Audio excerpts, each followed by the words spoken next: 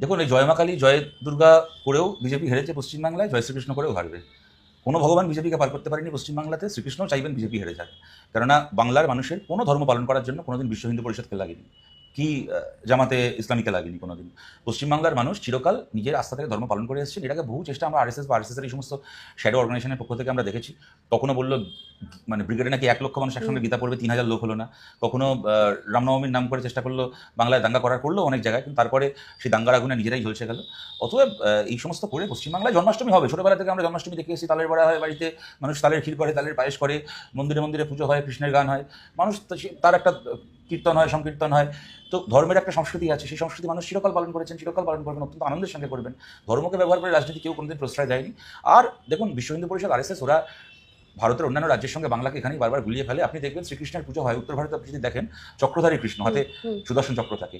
বাংলায় কৃষ্ণ হচ্ছে বংশীধারী কৃষ্ণ, হাতে মাসি থাকে। কেমন? সুতরাং আমরা বীর রসে নয়, আমরা মাধুর্য রসে, আমরা প্রেম রসে কৃষ্ণকে পুজো করি। এখানে দাঁড়িয়ে, এই মাটিতে দাঁড়িয়ে যে ভালোবাসার কথা বলবে সেই বাংলায় জিতবে। যারা এই মানে রক্ত ঝরানোর কথা বলবে ধর্মের নামে, তারা বাংলায় স্থান পাবে না।